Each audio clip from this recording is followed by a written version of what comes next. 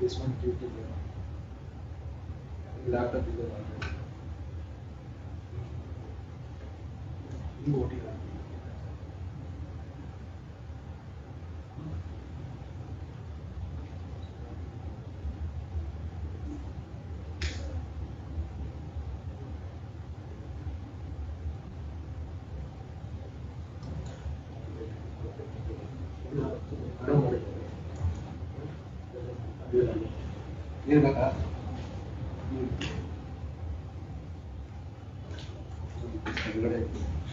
plastic bottle.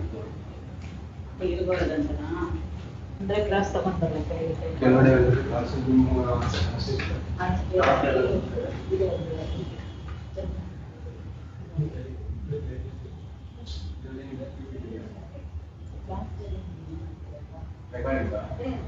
PPT also has to be displayed from here or not? No, pa. Whether they have to share.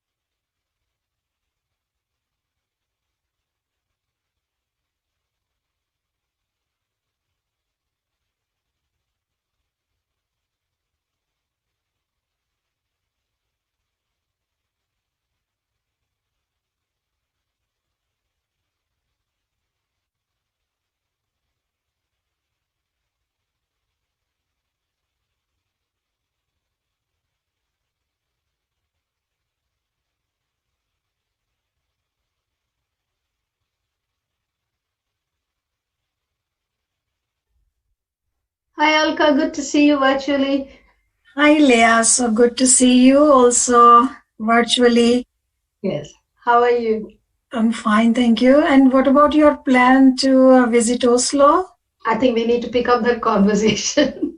I'll do that because I wasn't sure about the travel restrictions in Norway just yet. Yeah. Yes. It'll be good to connect. Yeah. You are in Inverness now? Yes, it's raining and it's wet. I don't know if you can see through my window. It's quite gray. It's same here also. It's very gray weather today. Yeah. But we had a wonderful day yesterday. Brilliant. And so we went for a long hike, my husband and I, yesterday, which was good. Yes. We knew the weekend was going to be bad too.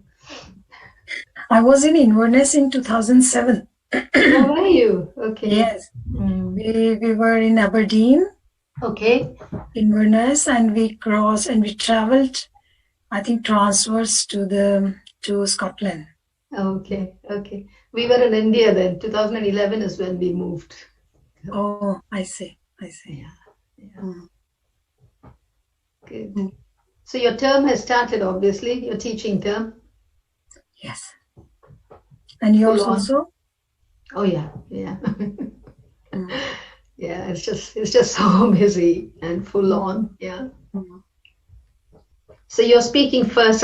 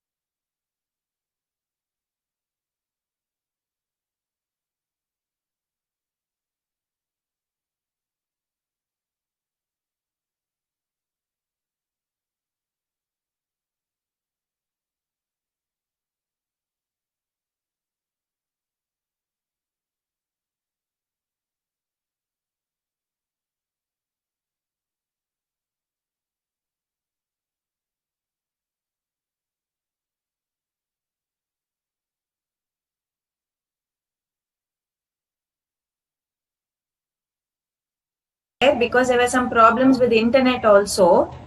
So that was a last minute change. Okay. So to support them, I thought.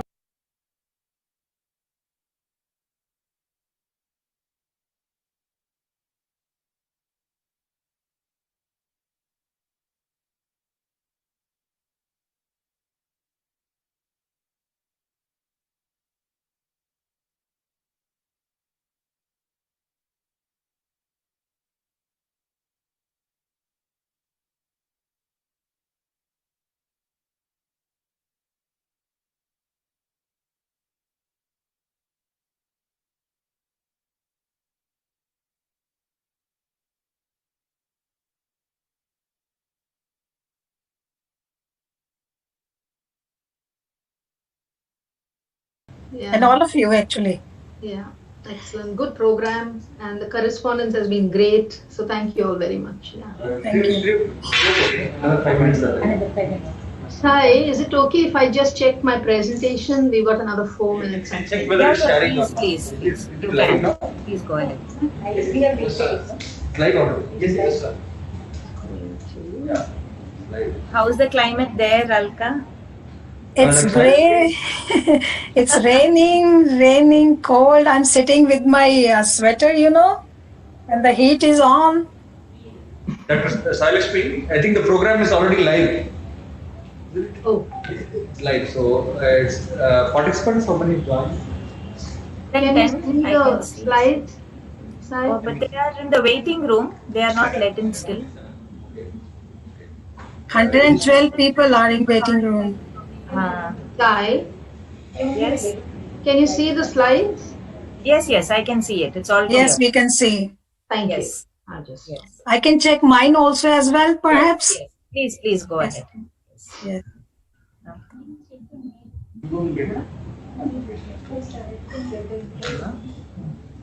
Can you see mine too? Yes, we can. Yeah.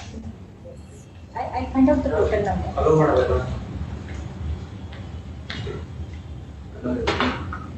Hello.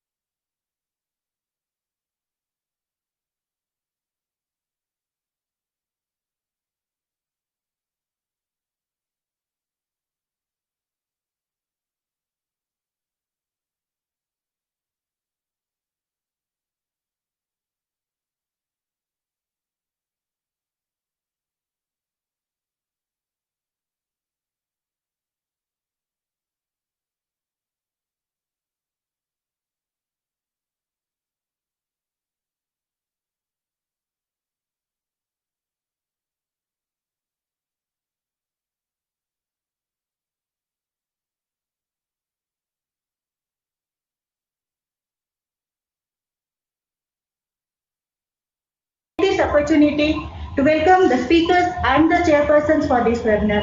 So first of all, the chairperson for this webinar is Dr. P.T. Sivakumar. Sir is the professor of the Department of Psychiatry, he is affiliated to Geriatric Clinical and Services, Department of Psychiatry in NIMHANS, and working as a nodal officer in implementation of NALSA, that is Legal Services to Senior Citizens Scheme from 2016 in Karnataka. His area of interest is geriatric psychiatry and healthy aging. So he has published around 70 publications in various national and international journals. Welcome, sir, for this webinar. Thanks. Then I take the opportunity to welcome Dr. Alka Goel. Dr. Alka Goel is the Associate Professor in Faculty of Health Sciences, Department of Nursing and Health Promotion in Oslo Metropolitan University, Norway. She completed her graduation in nursing from Areke College of Nursing, New Delhi, and post-graduation in clinical mental health from Buskerud University College, Drammen, Norway, and PhD at University of Oslo. She has 34 years of professional experience in the field of nursing in various capacities as public health nurse, registered nurse, lecturer, and associate professor. She has published around 6 articles in international and 3 articles in Norwegian journal. She has also reviewed a book in Norwegian language.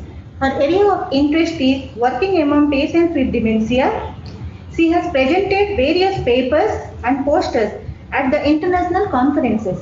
She has been awarded a Leon Janus Research Prize in 2009 for a project on anxiety in people with dementia. Welcome, ma'am. Next, I'd like to welcome Dr. Leo McAdam. So, she is the Senior Lecturer and Senior Fellow of UK Higher Education Academy. She has 33 years of professional experiences in the field of nursing in various capacities, and she is working as undergraduate module leader, UG Dementia Curriculum Lead, PG Module Leader. She is also a leader for internationalization, Department of Nursing and Midwifery in UHI. She has guided many PhD and postgraduate nursing students. Her area of interest is diabetes services delivery, young people, mental health and technology enabled dementia education and support. She has published around 50 journals and reviewed 2 books.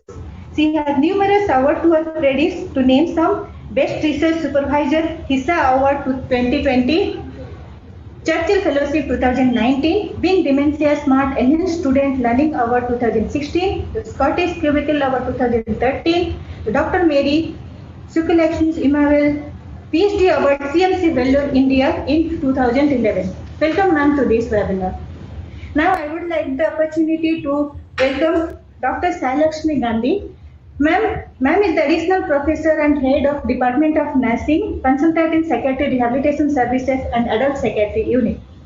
She has 35 years of professional experience in the field of nursing. She has worked in various capacities as tutor, assistant professor, associate professor, etc.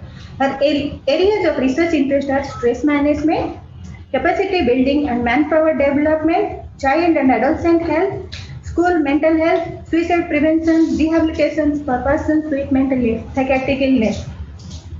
She has published more than 150 articles in national and international index journals, authored 5 books and numerous book chapters. She is currently the principal investigator for 2 extramural funded and 2 non-funded multidisciplinary research projects. She has numerous awards to her credit.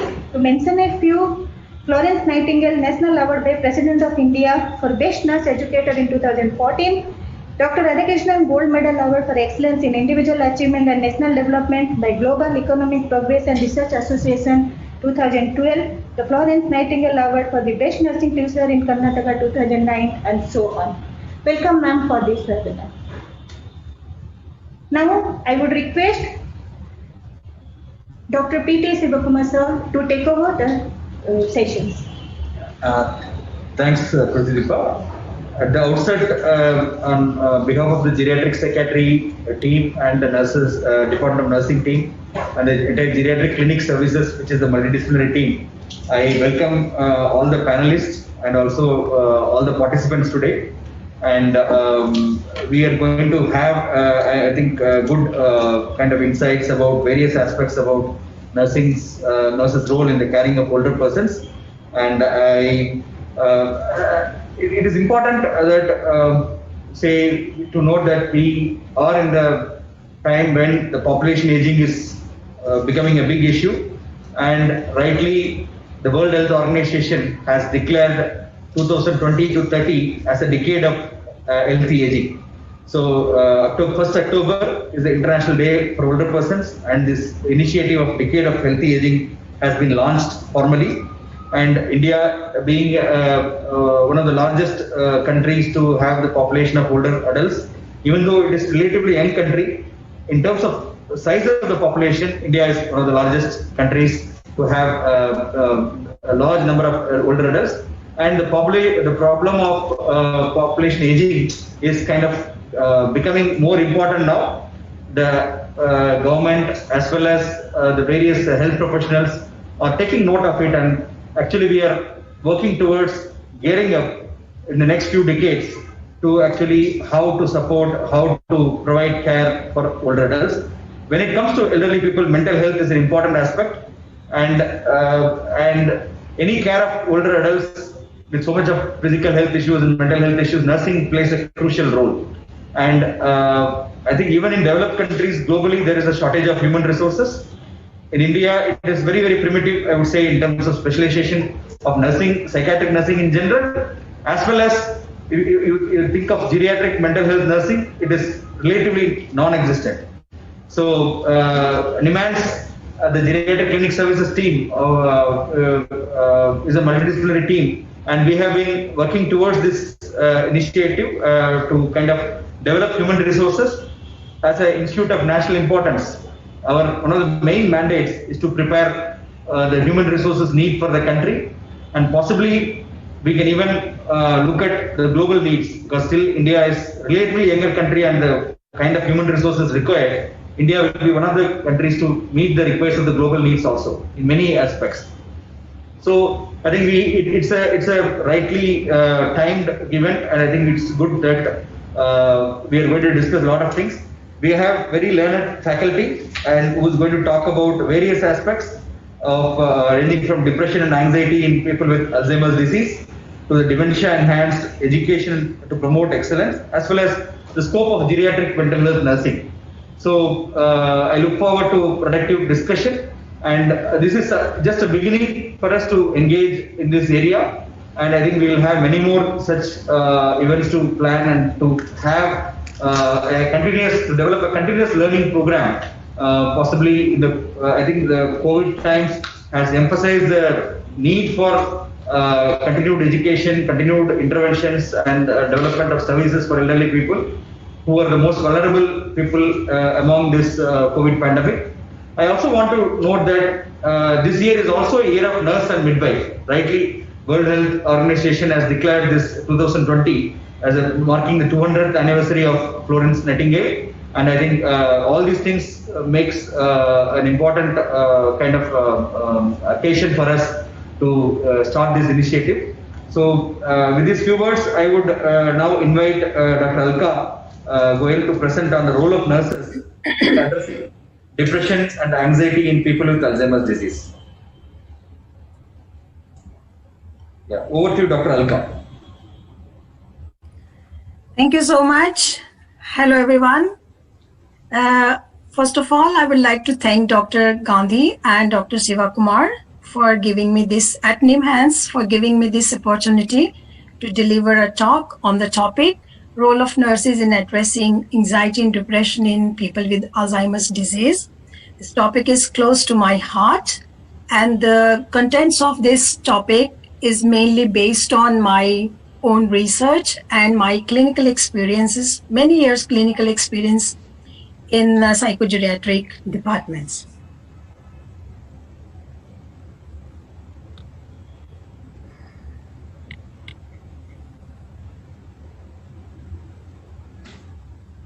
What has happened?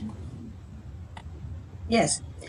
The agenda of my today's talk is based mainly on 3 points. That is, why it is necessary to address anxiety and depression in people with Alzheimer's disease, and the role of nurses in addressing anxiety and depression in this population, and finally, the take-home message.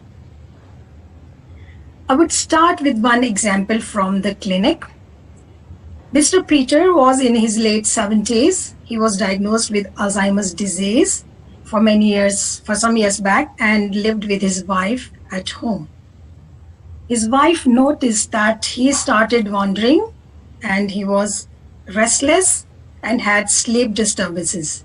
And in the daytime, he was following his wife everywhere like a shadow. And all this behavior in total made his wife very tired. She couldn't rest, she couldn't sleep, and was totally exhausted. And Peter was physically fit but had moderate to severe dementia. And he was admitted to psychogeriatric unit for the further investigations of this behavior he had at home, and also to chalk out appropriate level of care. While he was admitted to the psychogeriatric ward, one of the nursing aides wrote in the patient's chart in the report that the patient had wandered most of the time during the shift, And although he seemed very tired, but he couldn't sit and he was restless. And he became somewhat calmer after the medicine that was Alopam, which was given SOS. And it says further that in the report, the patient was not perceived anxious and his restlessness was most probably due to dementia. And then we we assessed his behavior on the rating anxiety in dementia rating scale. We found that his score was 17 out of 54. This rate is the dementia-specific anxiety scale, and it has 18 variables or questions, and the total score is 54. A sum score of 11 illustrates a significant clinical anxiety. And this scale has been translated in Norwegian, and we have validated this scale for the people with dementia in nursing homes. And we found that the total sum score of 12 and above indicates clinical significant anxiety, and that is generalized anxiety symptoms. So the point is, elderly people with dementia or Alzheimer dementia have more diffuse or atypical symptoms when they have anxiety or depression than people without dementia or the younger population. I can see some of the red lines here in my presentation. I don't know what it is, so let it be. Anxiety and depression are two of the symptoms in a range of neuropsychiatric symptoms of dementia, which is also known as behavioral and psychological symptoms of dementia, or BPSD. And identifying anxiety and depression in people with dementia is very complicated, especially in late stages of dementia, as people may have overlapped the symptoms of anxiety, depression, and other physical disease. And people with dementia may have difficulties in expressing their feelings due to cognitive decline and speech problems. And moreover, nursing personnel's inadequate knowledge and awareness of expression of anxiety symptoms and of anxiety and depression symptoms can also be difficult. Lack of appropriate assessment scales for this population may add to this problem that anxiety and depression are overlooked or unidentified in people with dementia.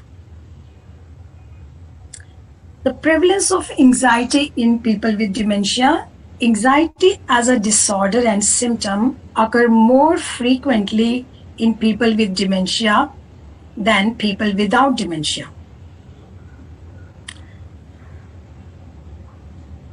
The occurrence is up to 3 times higher incidences for anxiety symptoms in people with Alzheimer's disease than in healthy elderly is being observed. And the occurrence is 25 to 90% for anxiety symptoms and 5 to 38% for anxiety disorder, and that's mainly for generalized anxiety. And higher incidences among nursing home residents with dementia than people with dementia living at home. That means prevalence of anxiety is higher among nursing home residents with dementia than people with dementia living at home. The anxiety symptoms in elderly people.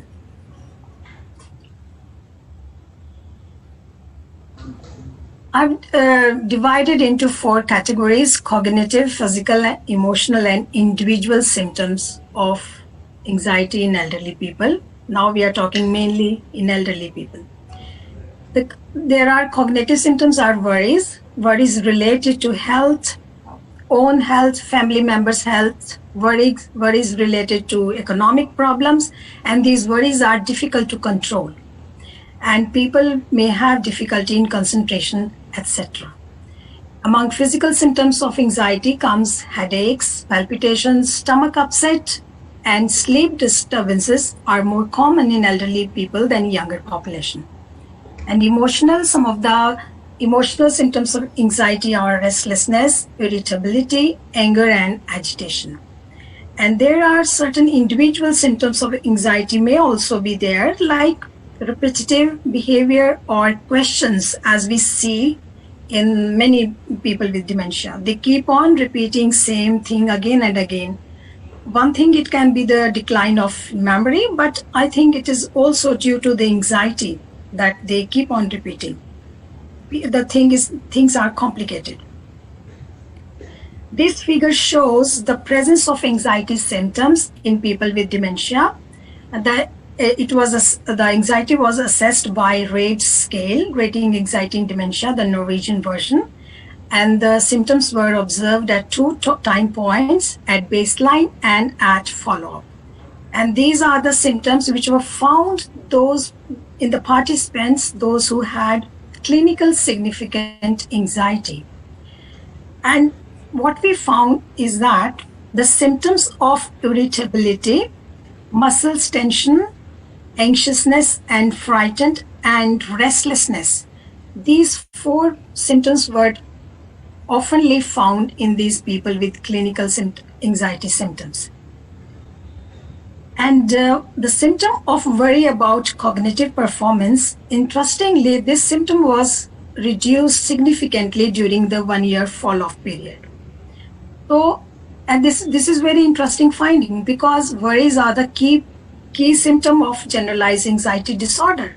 So this may explain one of the reasons that anxiety is under-identified among people with dementia, because they do not worry in the later stage of dementia. And moreover, it also shows that anxiety is represented in the behavior problem in moderate to a severe stage of dementia than the worries. So now we come to depression, or how to differentiate between depression or sorrow or sadness among elderly people. From our clinical experiences and evidence-based practice, it says that a person who mourns cries easily and can be distracted a while from the grief if others try to talk about other things.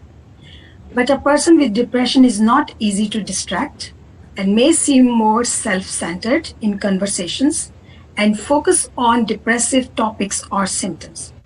And hope in people with depression is almost difficult to find than the patient with dementia. But for some people, a grief sorrow can be very heavy to bear and difficult to deal with, and it may develop into a depression state.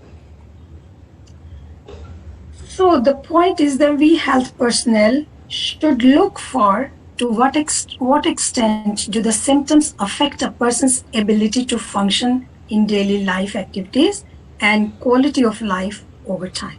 That is important. The prevalence of depression in people with dementia. I say people with dementia or people with Alzheimer's disease interchangeably, because the most majority of people with dementia, they have Alzheimer's dementia. The depression both as symptom and as disorder is common in people with dementia than those without dementia. And the occurrence is between 8 to 77% for depression symptoms in nursing homes, and up to 27% for depressive disorders, and up to 21% for clinically significant depression in people with dementia in nursing homes. And in this study, the depression was assessed with Cornell scale of depression with the sum score 8 and above. I'll come back to this scale, Cornell scale. And we know that depression is higher in people with vascular dementia and Parkinson dementia than in people with Alzheimer's disease. Now, the symptoms of depression in elderly people with dementia is that sadness and discouragement is less pronounced, possibly absent in elderly people with dementia.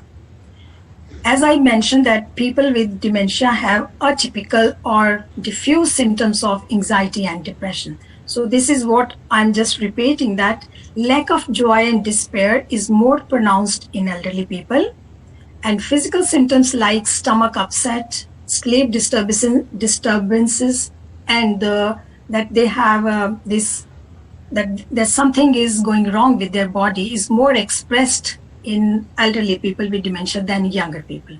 And there is a lack of interest. A second. Hello? Dr. Alka? Yes? Our IT cell here is telling that maybe multiple tabs are opened at your end and that's why those lines are coming. Can you please keep the other appliance devices switched off? Only the one which you're using for the presentation open, please. Okay. I don't know how to... Any other devices which are opened? But Sarshmi, I think we may proceed. I think it is not interfering much. I think right now it will distract others. We can go ahead, I think. Okay. That's what I was wondering. I don't know what has happened suddenly. I think there are multiple possibilities. Let us, if we get into it, it will become delay the things. Yes. So, Okay. Going on, we can continue. And emotional incontinence, that is uncontrolled episodes of crying and or language may occur, laughing may occur in these people with dementia. And one of the study in Norway, they found that irritability is most of the prevalent symptoms of depression in elderly people with or without dementia. And anxiety is more pronounced in elderly with depression. And restlessness is also more pronounced in people with Alzheimer's disease. And there is also sleep disturbance, that people may sleep too much or not enough. And there is a reduced appetite, weight loss may occur, and the delusion, self-blame. The delusion is a character of that, the people, that there is a ruination of delusion that something is wrong, something is going to happen very badly. They may have economic problems, like that, delusions they have. That's very sad type of delusion they have, not happy type of. And they self-blame themselves. And then there are suicidal thoughts, that is less expressed in elderly, but suicide rate is higher in elderly people, at least in Europe. So how to differentiate between depression versus dementia? In depression, there is a relatively short medical history, and the language is intact in depression but reduced in dementia. Orientation ability is also intact in depression but reduced in dementia. And the thinking process is intact in mild and moderate depression, but it is reduced in dementia. Abstract thinking is intact and reduced in dementia. Insight in cognitive decline is highly present in depression, but it may not be present in people with dementia. And hope, that is also very important, is almost absent or reduced in people with depression, and it may not be the case in people with only dementia. And when you talk to the people with depression, the clinician feels a sort of sadness, and this is not the case in people with dementia. And finally, the cognitive changes, they get better after treatment with depression, but in dementia, it deteriorates with the time. So this is the picture, shows the association between anxiety and depression in people with dementia. Here it shows that 50% of the people who had anxiety had depression in addition, but 80% of the people who had depression had anxiety in addition. So we are talking about comorbidity of anxiety and depression. And this relationship was almost stable in a period of one year with slight changes. I see I have only 5 minutes. The impact of anxiety and depression in people with Alzheimer's disease is that, in line with other general population, anxiety and depression often co-occur in this population also. Anxiety and depression both has a single condition, and as comorbidity has many negative impacts in people with dementia, such as increased dependency, significant burden on patients and caregivers, and an increased number of behavioral symptoms. And most important, the comorbid anxiety and depression lead to delayed remission and reduced quality of life. This picture shows that the people who had both anxiety and depression has the worst quality of life than the people with only anxiety or only depression or with none of these conditions. Now, the contributing factors to anxiety and depression are many.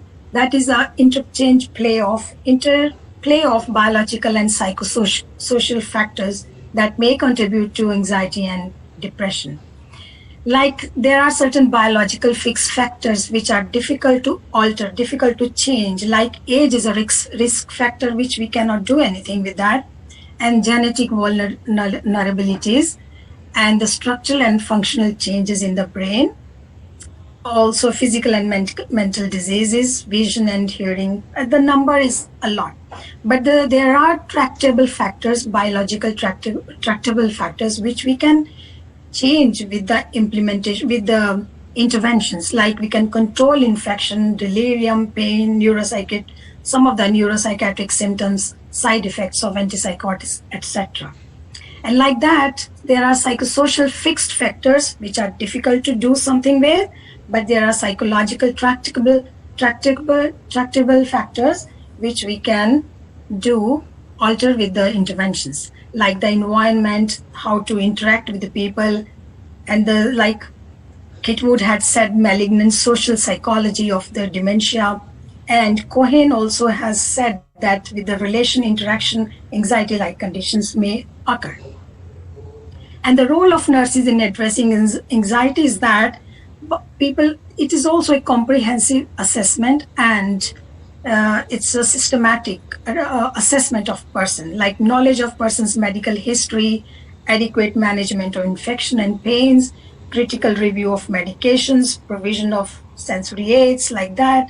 And then psychosocial interventions, like you can have the physical activities. Assessment of anxiety and depression is very important, which I'm coming to this topic, and cognitive stimulation therapy, yoga, which I have seen at NIMHANS, music therapy, reminiscence. The point is that we should know the person's likes and dislikes and the person's resources to manage a plan for treatment of anxiety and depression.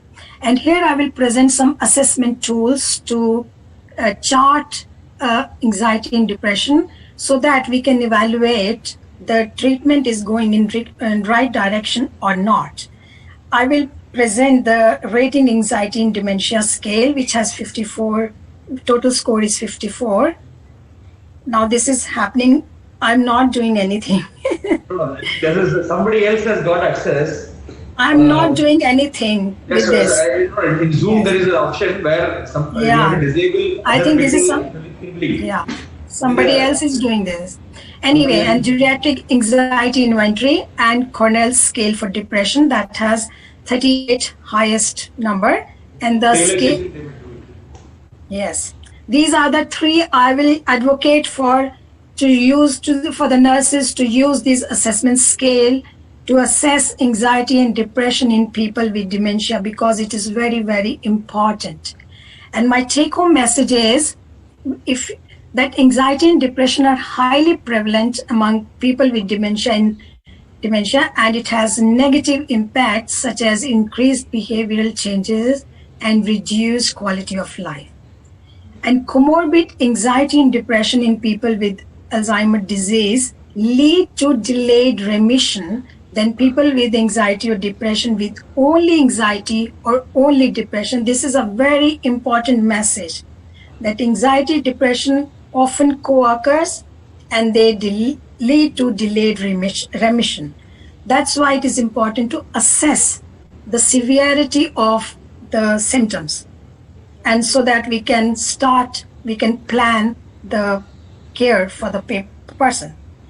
And it is important among nursing home personnel to increase awareness of and skills in identify anxiety and depression using validated dementia-specific anxiety and depression scales, and ensuring adequate management to enhance quality of life of people with dementia, Alzheimer's disease. This is the reference list, and this is my thesis. If somebody is interested, I can email. So I will thank you all of you for the attention. Thank you.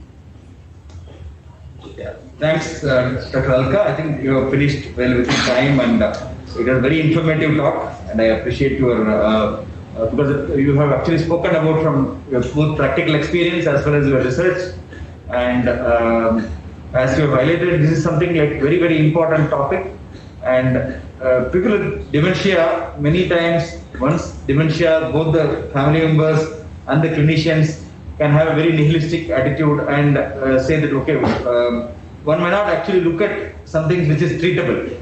So they also may have comorbidities, both physical as well as psychiatric comorbidities, which may actually make the cognitive impairment more severe than what it is. So That's it is a very true. important treatable aspect.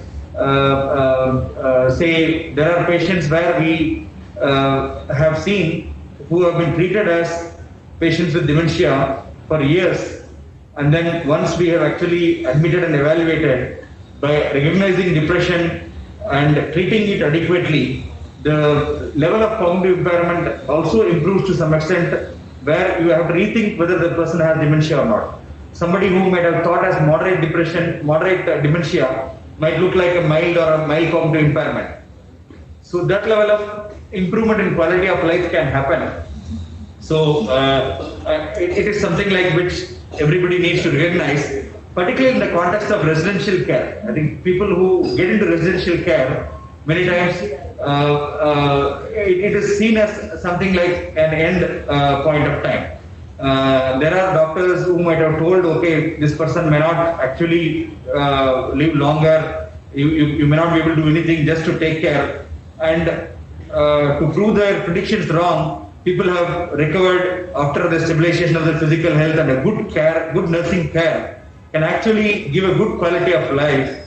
And once we are able to recognize, the nurses are able to recognize these treatable problems, I think it can do a very big kind of contributing, it can contribute to enhancement of the quality of life.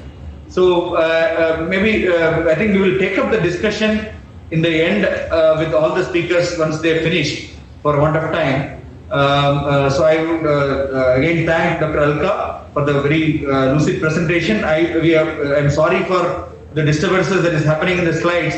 I think these are some things like some of the participants, they might have enabled an access where they, without realizing, they may be scribbling something. It is more kind of unintentional, we feel. I think it also added color to your presentation. So we can become inclusive and we can become tolerant. And when such things happen, whether it is children or elderly, we don't get disturbed. So we can go on with it. I think there is one name was coming there. I wasn't touching anything. It was just coming and going, coming and going. Yes. Anyway. You should not be blamed for it. Okay, it is a technical glitch. I think people are learning with using these platforms. So we will learn. I think this is a problem which has been actually very well recognized. So I think our technical team also will learn that as to how to manage it. Okay. So we will move on to the next presentation. It is about igniting the spark, dementia enhanced education to promote excellence. I think we cannot get a better person than Dr. Leah, who has worked extensively in this area and from UK. So she has kind of been working in the area of dementia. And over to you, Dr. Leah. I think it's a very important thing as to education related to dementia. So we are keen to listen from you and then see as to how to take it forward. Over to you, Dr. Leah. Thank you, Dr. Shivakumar, Dr. Gandhi, and Dr. Goyal. It's good to be here and very fitting, I think, to talk about this educational initiative, particularly this week. My slides aren't loading up. Okay, there they are. Slides are there. Yeah. Yes. Okay. So yes, thank you very much for giving me this opportunity to share some of my experiences with developing the dementia nursing education programs, which I've been involved with from 2013. I've called it Igniting the Spark because I'm very passionate about this area of my work, which I've kind of been drawn to seeing the need around us in terms of the number of people, not just within the UK, but globally being affected by this illness.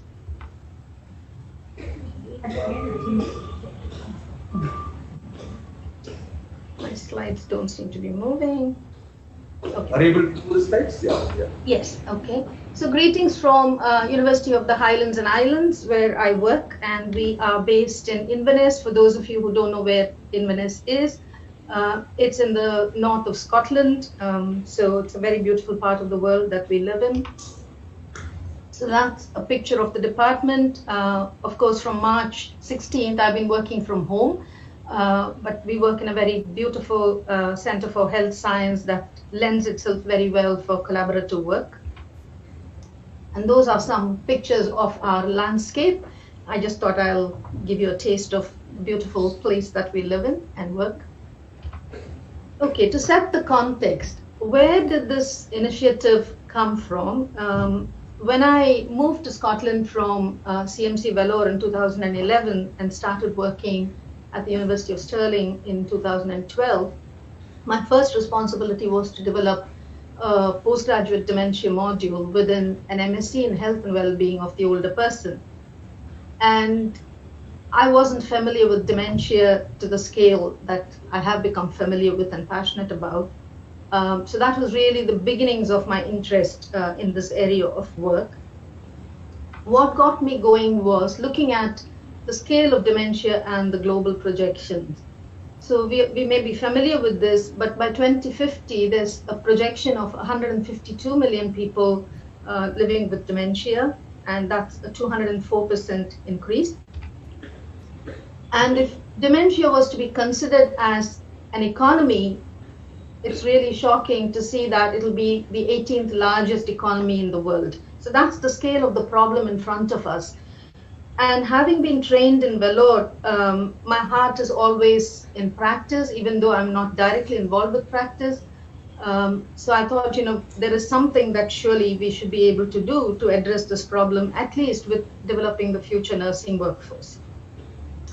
So within the UK, by 2050, the projections are that the increase will be to 2 million people. And in Scotland, we currently have over 90,000 people living with dementia, and about 3,200 of those people are below the age of 65. Now, this is something important to bear in our minds, because with multimorbidity, I think increasingly people are developing cognitive impairments and various types of dementia as well. So I would like to emphasize the fact that dementia, at least we don't see dementia as an exclusive psychiatric problem anymore. It's a neurodegenerative problem, and it could happen to any older person. So we're trying to kind of destigmatize this as a mental health issue. And like what Alka was saying earlier, that often depression and dementia and delirium can coexist in people. So it's even more important to recognize this as a neurodegenerative problem. So the solution within the UK was that each of the 4 nations came with their own training framework for workforce education and training. But for the purpose of today, I will be concentrating on the Scottish framework, which is called the Promoting Excellence Framework. I won't spend a lot of time on this slide. I'm sure you're familiar with the evidence around the gaps and the need for dementia education that's increasingly being cited across various health disciplines and social care disciplines. So the way forward, perhaps, in my mind, right from 2013, was that we probably should be investing in education and training, all frontline staff. And this needs to be at the core of all the national dementia policies and standards that any country set for the future. So Scotland's dementia journey has been a very interesting one. Over the last 13 years, we've come a long way as a nation.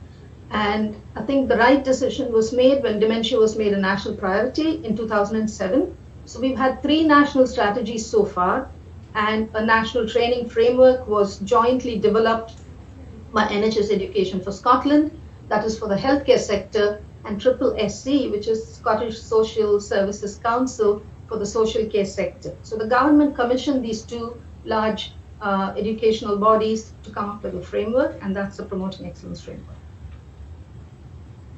So within the second national strategy, you would see that there was an emphasis to develop the workforce against this framework. And this is the deep curriculum. I'll talk about it in a little while. So that's where this thing fits.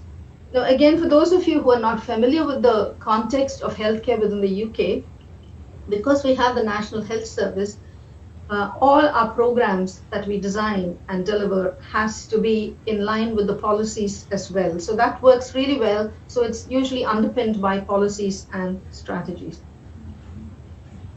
The second policy that I would like to highlight is the standards for dementia care in Scotland in 2011. There was a Charter of Rights that was developed, and the Charter of Rights, interestingly, was developed by people living with dementia. We have the Scottish Dementia Working Group, and the membership consists of people living with dementia. So there are multiple rights that they identified, and one of the rights was that they had the right to have people who are well supported and educated about dementia. So again, the curriculum kind of addresses that. So that's the Promoting Excellence Framework. There are 4 levels. We won't go into the details, but basically the level is decided depending on the frequency and the intensity of contact the staff need to have with people living with dementia while they care for them. So it moves from informed to the expertise level. And the program that I've developed will help our students to exit at the enhanced level, which is one below the top. So in 2014, we did a survey with our semester 1 students. It's a 3-year BSc nursing program, unlike India where we have 4 years. So we have 6 semesters across the 3 years. And following the first placement, one of the surveys I did was to ask students how many of them had come across somebody with dementia that they had to look after within their first semester. 90% of the students had someone to look after with dementia. Now we have this myth that all these people living with dementia are in care home or residential care settings. And if you look at the placement, most of them were in the acute general hospital. And again, this reinforces the point that this is not just for people living in care homes and residential care. It's not a psychiatric illness. It is, like any other medical problem. In the UK, 1 in 4 hospital beds are occupied by somebody over the age of 65 due to the demographic transition, which Dr. Shivakumar alluded to at the beginning. And 25% of these people have some form of dementia or cognitive impairment. So that's really huge. And that is why I took it upon myself that nurses of the future needed to be trained and educated on this important subject. More recently, we did a survey that was in 2019. Again, 98.9% of the students had cared for somebody with dementia over the 3 years of their placements on the BSc nursing program. And most students had more than 15 people at least they have looked after over the 3 years. So that's the context. I hope that gives you a bit of an idea as to why this was so important. So I thought we were missing a trick in undergraduate nurse education and started looking at how can we address this gap. We can't particularly do anything with the existing staff because that was not within my job portfolio. So I thought, okay, we have 300 students going through our doors every year, and maybe we can start with them and start building capacity and capability for the future. The other reason I did this was, we know people working with older people is not an attractive option for any healthcare professional, and that includes nurses. But we have a problem in front of us. So how do we fix this? And I thought maybe people don't prefer to work within the specialty because they don't have the knowledge and the skills. So it was important to address that need. So the dementia curriculum that I developed in 2014 was called Being Dementia Smart. We won't talk about that just now because we don't have a lot of time. but I'll talk about DEEP, which is an acronym for Dementia Enhanced Education to Promote Excellence. I wanted the level within the framework and the title of the framework captured in the program as well, and hence the name DEEP. So this is basically built on two premises. One is the Promoting Excellence framework itself, and the second thing, I felt it was important for students to follow the stages of the dementia journey when the curriculum was being delivered.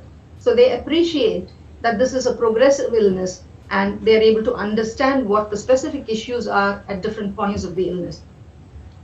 So I came across Barbara's story, and I would really encourage people to have a look at Barbara's story. This is a fictional story that was created by guys in St. Thomas's in London to enhance dementia awareness for their staff development. So that has really worked well. There are 6 episodes within Barbara's story, and I have mapped the episodes to each of the taught content within each semester.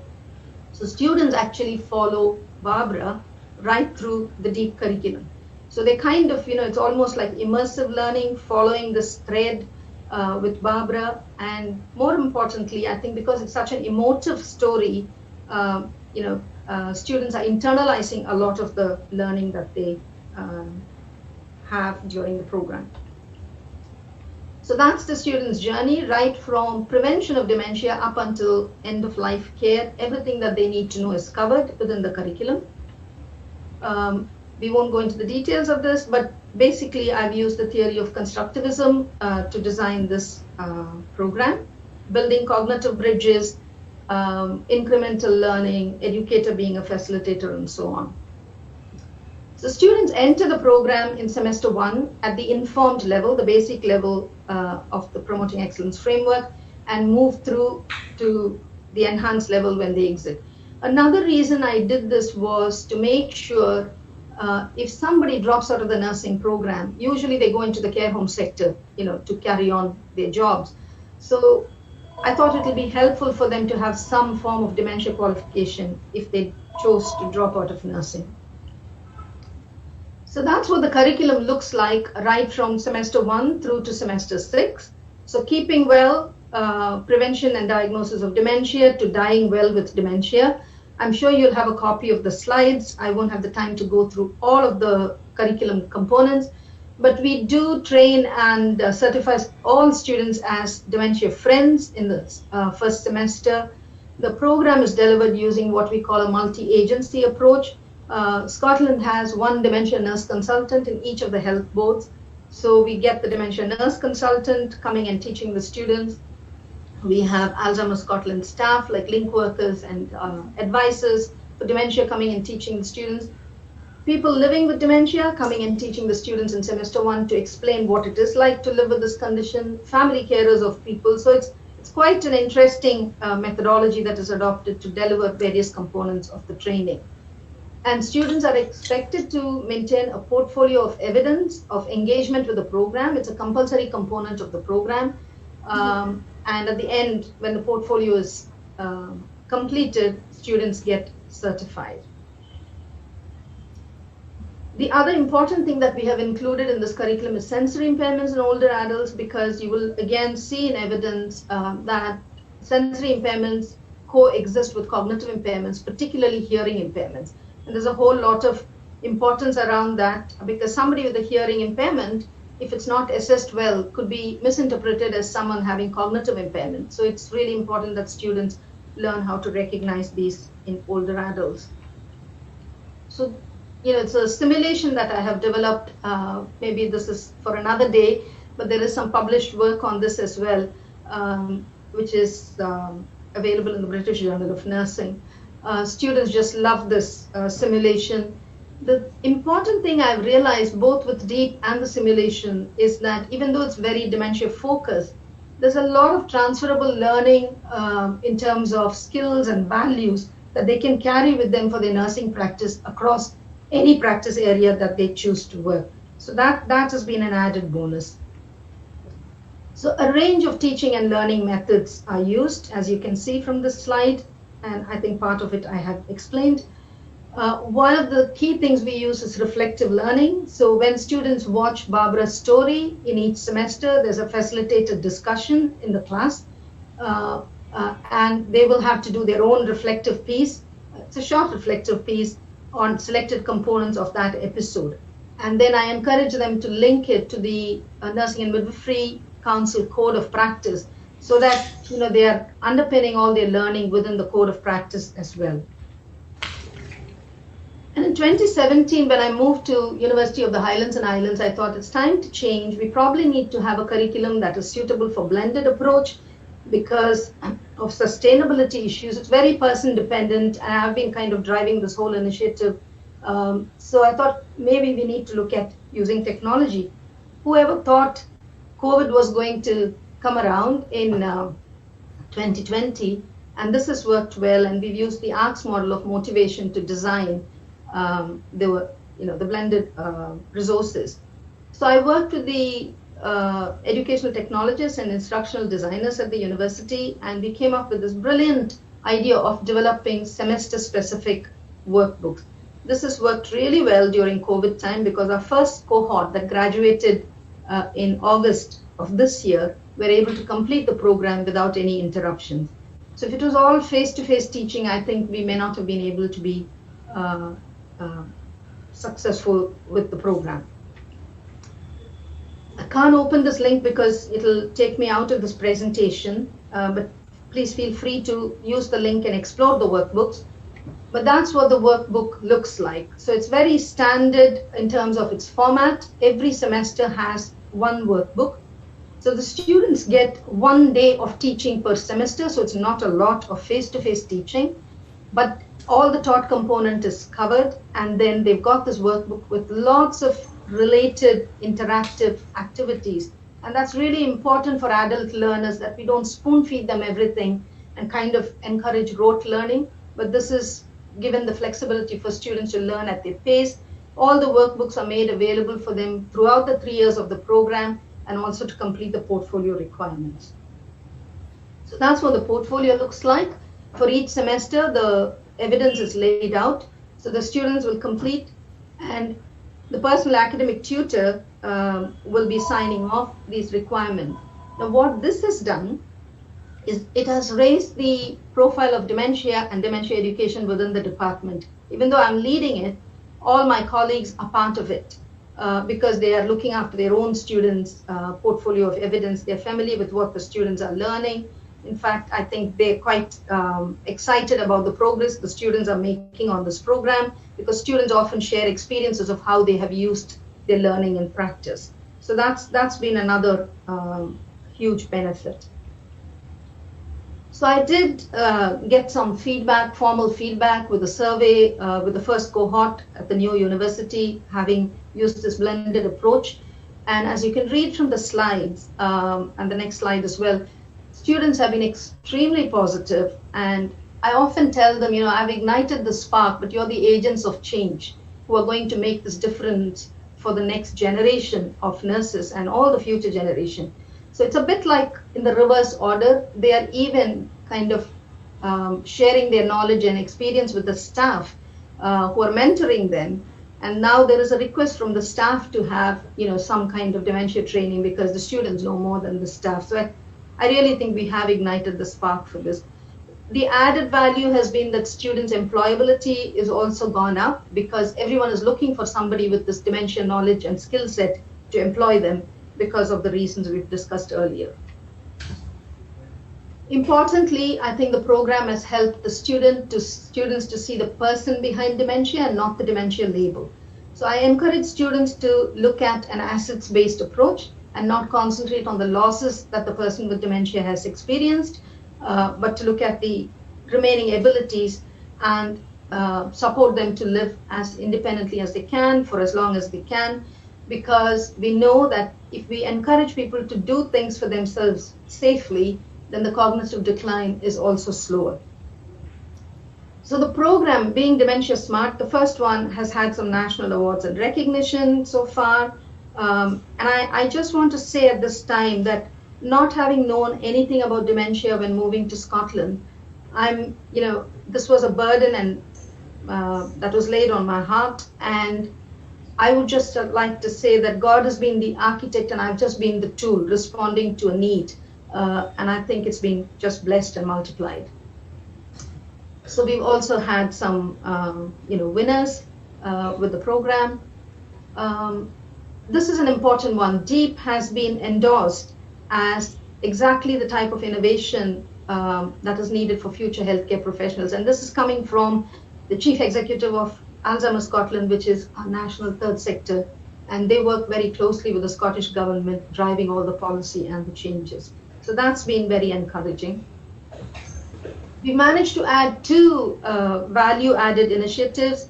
Working with Alzheimer's Scotland, I've managed to get a very small travel bursary for the students to encourage them to apply for this competitively, and up to 4 students each year will be funded for a week to go anywhere in the UK in their second year to learn dementia best practice. Now this does 2 things. It's like a two-way street. I was the recipient of the Churchill Fellowship last year, and I know how much travel and knowledge exchange can enhance, not just learning, but also transfer of ideas, something like what we're doing now. So I thought it's good for students to showcase what they have learned on the program, but also learn other best practices and bring it to the program. And because people living with dementia and their family carers and Alzheimer's Scotland staff teach so faithfully every year for the students, I felt it was important that students gave something back. So we initiated a fundraising event by the students, supported by staff, to raise funds for the local Dementia Resource Center from last year. We couldn't do it this year. Hopefully we'll carry on. And students managed to raise £800 at the first fundraising event. So they went to the resource center, presented the check, had a tour of the facilities, and that relationship is being strengthened. So I'm almost at the end of my presentation. There's been a systematic review in 2017 by Sir et al. Looking at effective dementia education, what really works. And you would see that they have highlighted a few things from this extensive literature review that they've undertaken. And I'm pleased to say that DEEP addresses all these recommendations, perhaps even more than these recommendations. So in summary, I'm just pleased to report that with Being Dementia Smart, introduced in 2014 as part of the nursing curriculum, without taking anything out but seamlessly fitting in within the 3-year program, we have trained 1,000 nursing graduates at the enhanced level of a national training framework. And with DEEP, we will be having between 125 to 150 graduates each year, starting from August 2020, who have just passed out. So I've shared this idea with a number of academics and practitioners all over the world. I try not to miss an opportunity because I really think this is the way forward to kind of, destigmatize the subject, give quality of life to these people, and also become, instruments of change for dementia care practice, because we need to change that culture of practice, not just for dementia, but I think care of the older adult, because these are people who've invested in society, who've invested in all our lives, and I think it's really important we give something back to improve their care. So those are just some pictures. I was privileged to go to Johns Hopkins and UPenn as part of my Churchill Fellowship last year. The second phase couldn't progress, and I was supposed to be in NIMHANS this year in March, but because of COVID, we couldn't. I'm glad we're doing it this way. So those are some pictures. And what next? I'm just trying to kind of share this idea and look for partnership working towards developing a global model of dementia nurse education, because this is a global issue. The context and the culture and policies may be different, but definitely there can be a skeleton of the curriculum that is really uniform across the world. I'm also looking for funding to formally evaluate this approach to dementia education and pre-registration nurse education, so that we can establish evidence and probably move in that direction. So that's the end of my presentation. So thank you very much for this opportunity, and it's really good to be here speaking to all of you. Thank you. Thank you very much, Dr. Leah. It was a very wonderful presentation and it was very insightful. I think you have covered many important aspects ranging from say stigma to having some kind of a innovative educational model, and how say dementia is not something which is important in only nursing care or residential care centers. You can see in the hospital setting or in the community setting, it can touch everybody's life. In some way or other, we will see that I think Europe has already seen that, Europe and UK. I think in our settings, it is happening every day in and day out. This is something increasing in terms of the population of elderly, population of older adults. So it is inevitable that some form of cognitive impairment one has to face, one has to see in their family life or personal life or in their professional life. They may be dealing with an elderly person for any other thing not connected to the mental health setting. Still they might have to, this knowledge will be very useful. So how do we integrate this say dementia education into the nursing care?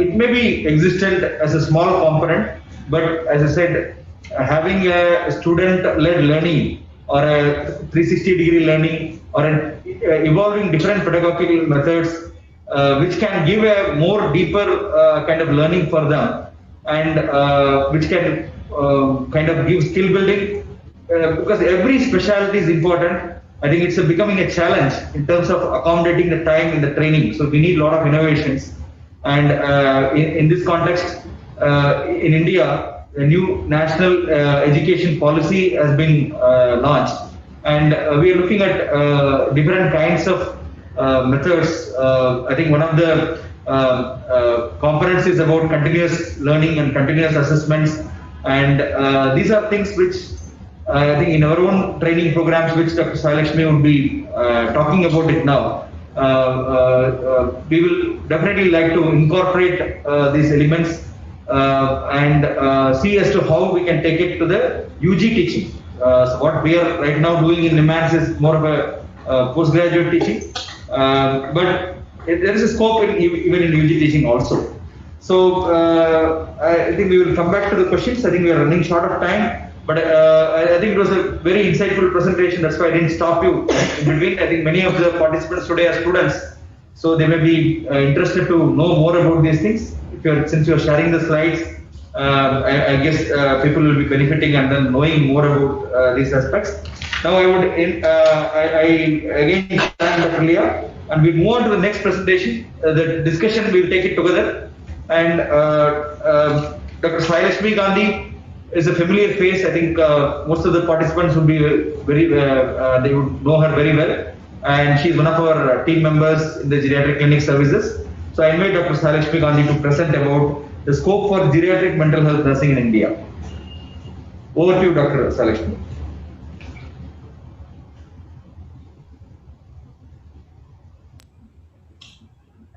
Yes, sir. Thank you, Dr. Shivkumar. Just 1 second, I'll start sharing the slides.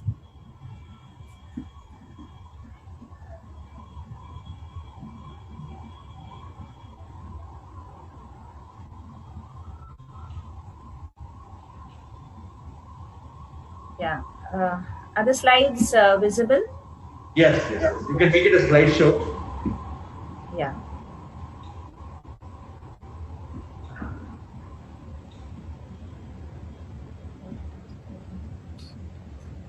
You can just enlarge it.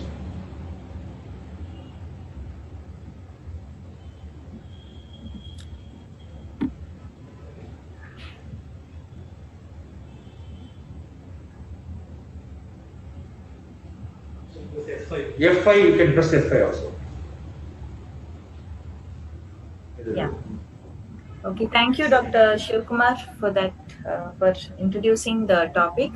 And I must say that both Alka and Leah have made my job quite easy, because my presentation is on scope for geriatric mental health nursing in India. And like you said, I think there are many students and teaching faculty also logged in here.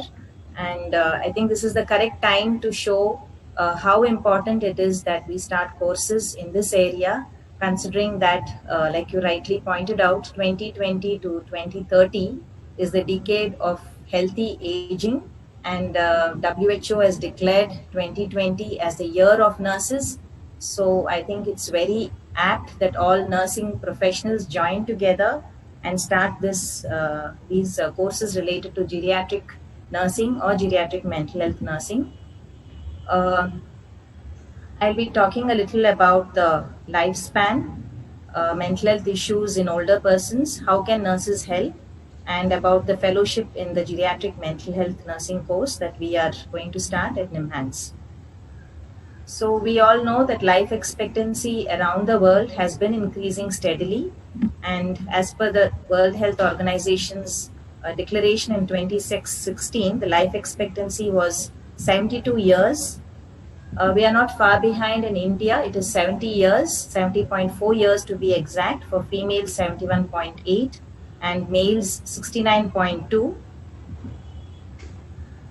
We also know that the number of persons aged 65 or above is projected to more than double in Eastern, Southeastern Asia, as well as other parts, Latin America, Caribbean, Northern Africa, Western, Central, and Southern Asia. And according to the World Population Prospects 2019, by 2050, 1 in 6 people in the world will be over the age of 65. There were 703 million persons aged 65 years or over in the world in 2019. The number of older persons is projected to double to 1.5 billion in 2050. So while we are very happy that lifespan is increasing, what are the causes for this increase globally?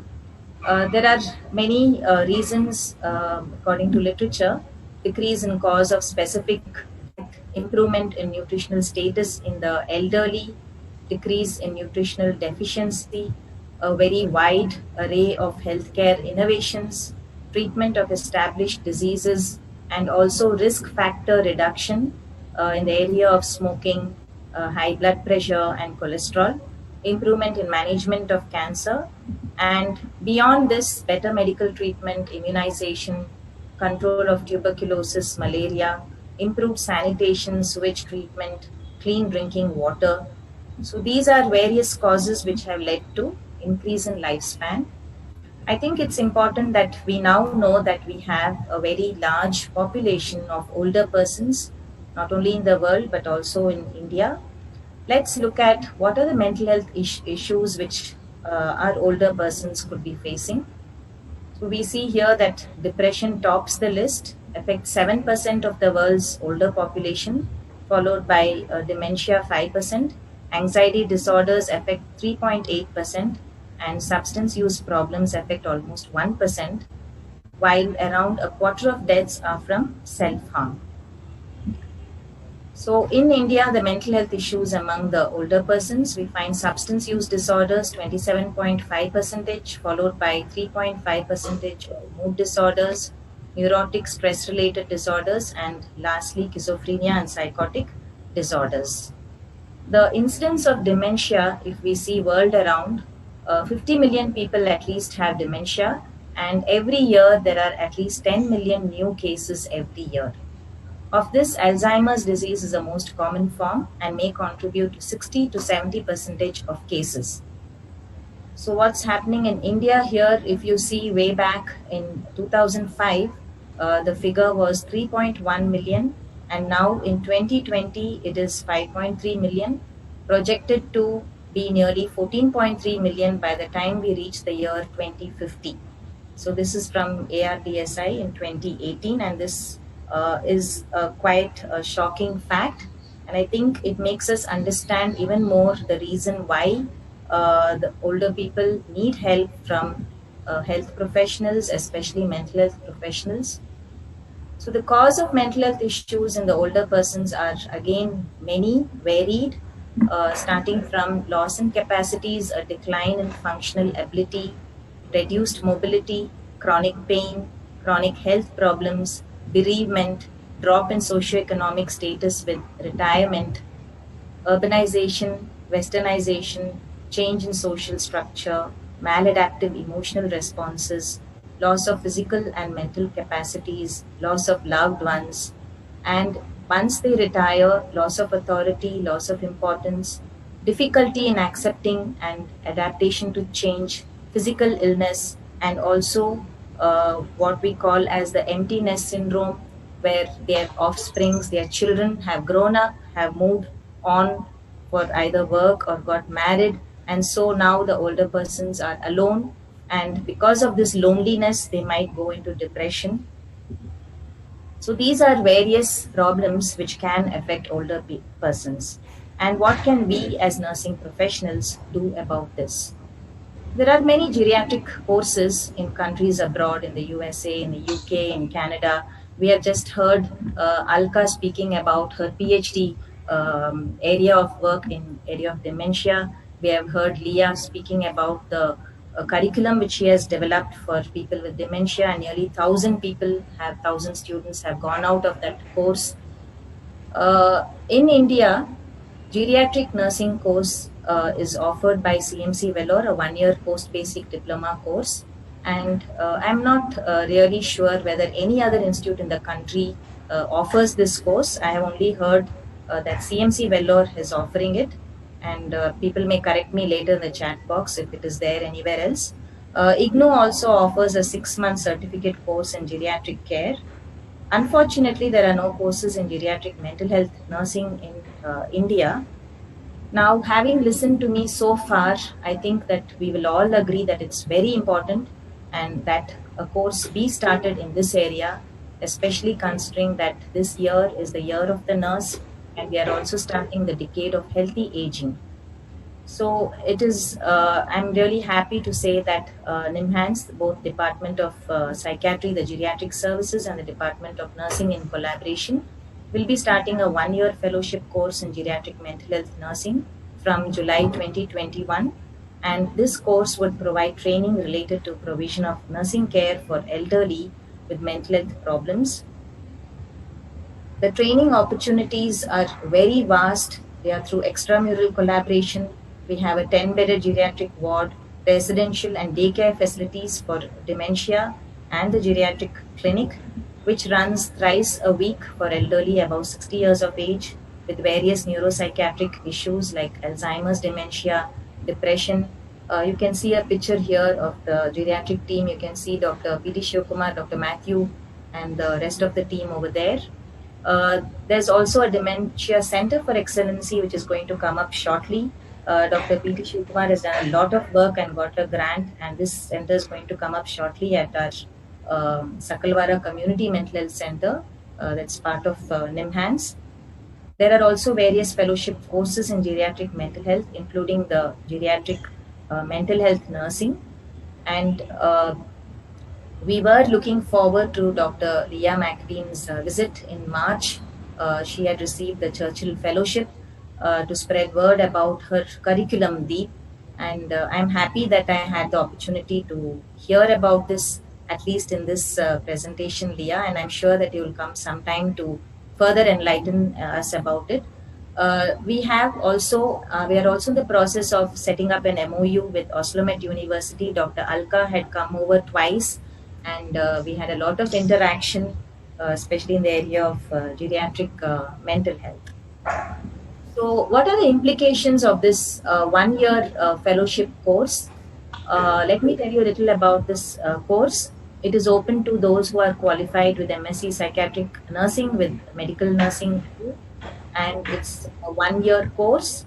There's a stipend of fellowship of 25,000 per month, and we have 2 seats for sponsored students and 2 for the fellowship candidates. So there is a wide variety of pedagogy. In NIMHANS, we don't believe in just textbook and lecture method. The first rich source of information is from the patient, and that is a very rich source over here at NIMHANS. And apart from that, we also have other, we also follow other pedagogy like problem-based learning and demonstrations. And we also have OSCE here. So people who join this course, I'm sure, will be benefited a lot. The implications of this course would be that for the country, we would have a pool of qualified, specialized geriatric mental health nurses who would work to reduce mortality, morbidity amongst older persons. Now, I'm sure you'll all agree with me that India, the land of the Rig Veda, definitely has the utmost respect and regard for its older persons. Older persons' experience is extremely mature and to be valued, and we definitely value our older persons, and that is why this course is so important. Nurses with this qualification can also contribute a lot towards the health of older persons as leaders in Ayushman Bharat well-being centers in the country, which has started very proactively. And this course would prepare a generation of future teachers, clinicians, researchers in the area of geriatric mental health nursing. So nurses who pass out can work in hospitals and psychiatric hospitals and rehabilitation centers for elderly, long-term care homes. Currently, there are around 730 old age homes in the country. They are now taking semi-skilled personals, but hopefully in future salary options would increase and there would be opportunities for geriatric mental health nurses to work as leaders in these places. Skilled nursing facilities, assisted living facilities, retirement homes, and community health agencies. So they can also be involved in clinical teaching and work in colleges of nursing. Dual role is being propagated a lot by the Indian Nursing Council and also the nursing division of the Ministry of Health and Family Welfare in the country. And we always look at teaching through clinical work. In the area of research also, there are a lot of scope for these nurses to take part in. So to conclude, as I have told you all earlier, the life expectancy has increased steadily, leading to an increase in the number of older persons. And we all agree that this is a vulnerable group. I think this pandemic has made us realize even more so how vulnerable this group is, and definitely they require specialized care, and mental health nurses are in a better position to provide this specialized care.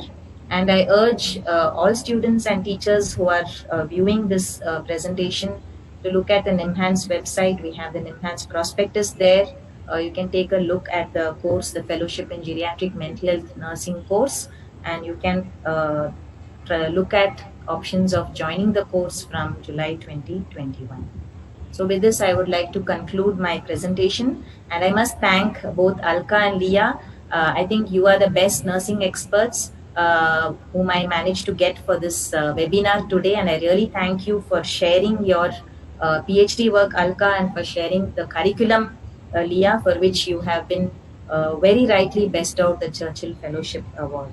I thank Dr. Shivakumar for chairing this presentation. So with this, I will conclude. Thank you.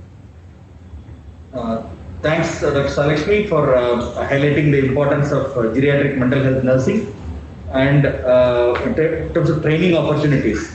So just to add to what Dr. Salakshmi had highlighted, I think the geriatric services at NIMHANS is kind of reaching 2 decades milestone. So it started in 2000, and we have reached 2 decades of services as a formal geriatric clinic and services. But we have had last 3 years, it has been a full-fledged unit. From what it started as a weekly one special clinic, it has now become a full-fledged service where we actually train. We are one of the very few institutes which run DM geriatric psychiatry, super specialization after psychiatry. And subsequently, we also have a fellowship in geriatric mental health care, which is for MBBS, the basic doctors. We have 1 year fellowship course, and also we have a fellowship in psychosocial care for elderly, which actually caters to the needs of the psychology and social work trainees, where we provide 1 year fellowship training in geriatric mental health related issues. Even for psychiatrists, we have 1 year fellowship, postdoctoral fellowship for geriatric psychiatry that is there. And NIMHANS being a large tertiary care institute, I think from all mental health professionals, trainees, from psychiatry, psychology, social work, nursing, everybody gets, including neurologists, gets posted to various short-term internships and observerships, and then they get an exposure to the geriatric facility also, many of them. and we have a long way to go. I think apart from the initiatives what Dr. Salakshmi highlighted, we have launched a kind of outreach initiative which attempts to train a lot of lay counselors, which is called as Vayo Manasa Sanjeevani. I think this is something which we are launching on the occasion of Decade of Healthy Aging. We feel a lot of nurses in the old age homes, we can train them to be, we use online training to in lay counseling so that mental health needs can be addressed, wherein dementia will be one of the important focus, because many of them may not even recognize that they have dementia. And another aspect is about, we also trying to get into home-based geriatric mental health care. At least in Bangalore, this is something which in the COVID pandemic, we had the need of many people 80 and above, they were not able to come to the hospital.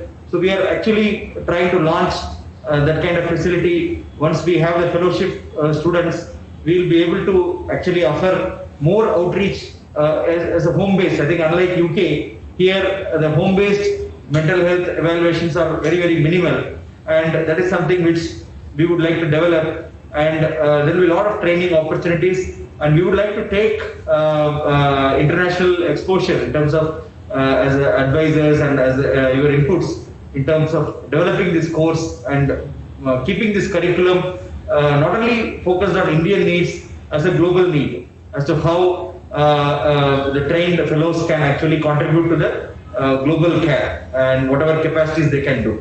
So with this, I think we have taken a little bit more time, but we have had a very interesting discussions, very interesting presentations. Any questions? So would anybody like to add anything? Any of the panelists, any of the participants, you can chat. If any of you want to ask questions, you can raise hand. And Dr. Salakshmi, I think we can discuss a few minutes if any of the aspects of the presentation needs to be clarified. Maybe we can start and see whether any other questions are there. Would you like to ask anything, Pradeepa? No, sir. Thank you. Okay. Okay. So I think one reference came about stigma. I think Leo was emphasizing about stigma. I think this is a kind of issue in terms of psychiatry being stigmatized. I just wanted to highlight. I think we have to move away from that notion and say again the boundary between the brain and the mental health is kind of becoming very, very thin. And I think mental health creating stigma in the context of asylums needs to change. Now mental health and neuroscience are more or less, it's just a question of overlapping kind of domains. So how we define a problem should not actually contribute to stigma. I think this is something we should change. We should change. And I agree with you that this is an argument where dementia should lie. But definitely in dementia, the core thing that is affected is the cognition and the behavior. You will have overlap of, you can say, behavioral neurology or cognitive or neuropsychiatry. All these things will have overlap. I think students should understand the mental health field as in the context of neuroscience at this point of time also. Yeah, thank you, Dr. Shivkumar. Can I just add one thing to that? There is this new concept called brain health that is evolving very rapidly. Yes. And again, Scotland has introduced brain health research. I think it's the world's first. So Professor Ritchie from the University of Edinburgh is leading that agenda. And they have set up a national leadership group. And I've just been invited to join that in the last year. So the whole idea of brain health is looking at all the neurological conditions, including dementia, and how do we promote, like we talk about heart health in a preventive way because of the incidence of all the coronary artery problems that we have in populations. Now people are talking about brain health, including prevention of certain mental health illnesses. So yes, I think it's just evolving all the time, and it's interesting to see that the boundaries are all slowly, like COVID has helped all the walls fall off in so many ways, I feel education and research in these specialist areas are also helping all the walls fall off. And we need a more collaborative approach with everyone's expertise, I think, to address some of these issues. Yes. As to somebody has asked us to how to join the fellowship course. I think NIMHANS website Dr. Sailashmi referred. I think prospectus will come out, and the July 2021 we will have an entrance for the July 21 batch. We'll have an entrance exam for this, and as Dr. Sailashmi told, there are 2 seats for the sponsored candidates, which can be from any organizations they can sponsor, or 2 institute fellowship seats are there where it is based on the competitive exams. Will be selected. So for more information, you can reach out to us, the nursing department as well as the psychiatry department. It jointly runs this course, and we would be happy to share more information. Can I say something? Yes. I think I'm very agree with Leah. And here in Norway also we talk about mental health. It's not brain health, but mental health. And education, the knowledge, to our students, to the caregivers, they need to know about what dementia is to minimize the stigma which is related to psychiatric health or psychiatric diseases. It's very important. Like, we just cannot neglect it right now. And I think this seminar is so good. And like being an Indian, and I just was so happy to join this and giving me this opportunity to talk about this topic, which is really very important in the coming year. We all are getting older, and we need to prepare it well to combat this problem, and for the caregivers, not only for the patients. And so I would like to contribute the way I can, and I would like to be in touch with you, with Leah also.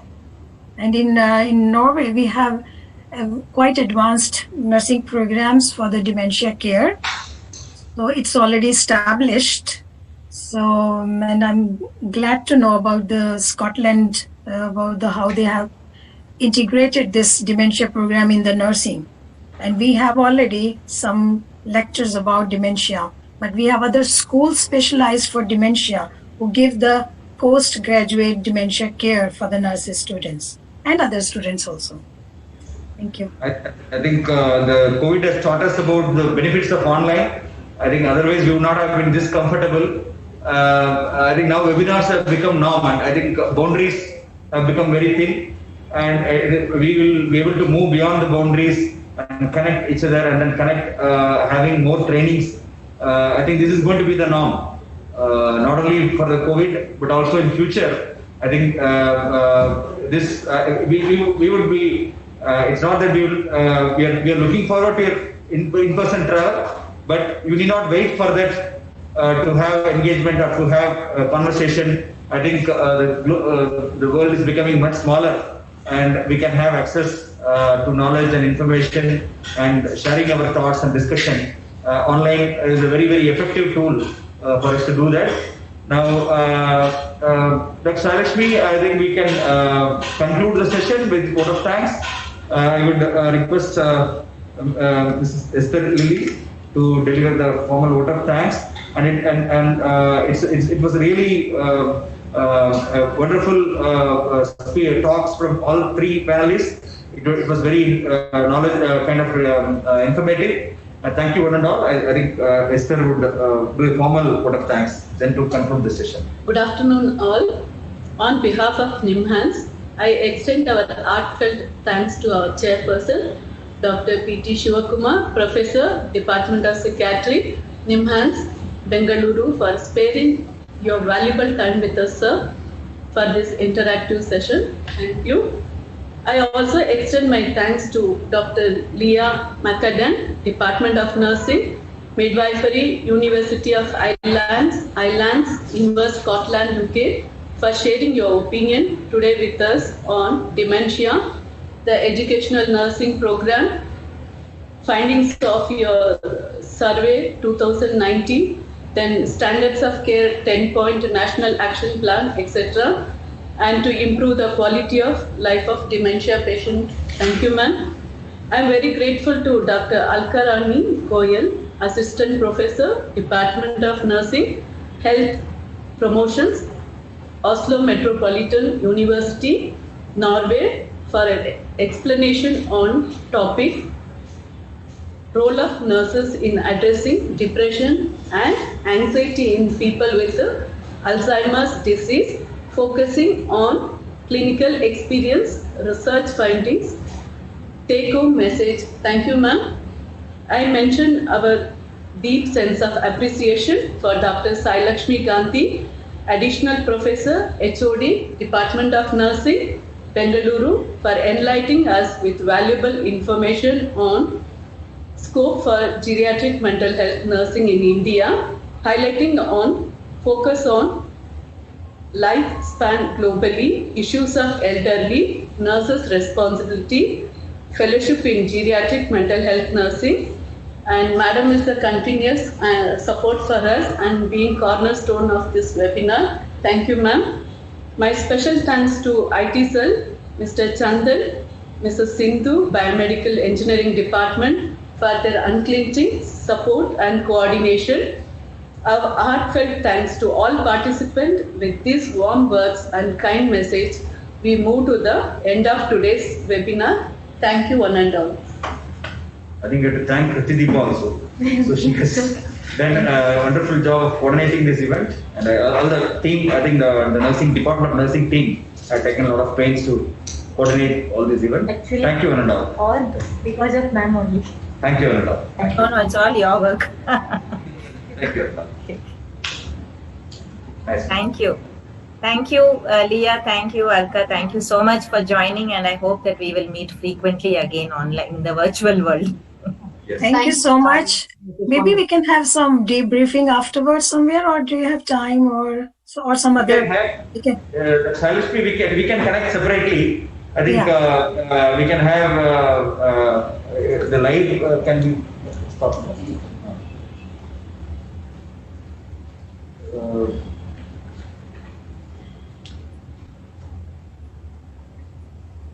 Just asking for the PPT. I think they have already shared the live streaming Facebook link. If you go there, you can see it anytime. Maybe I think you can send it by email also to me, so that I will also have a look at it more closely. Live is over, no? It is only with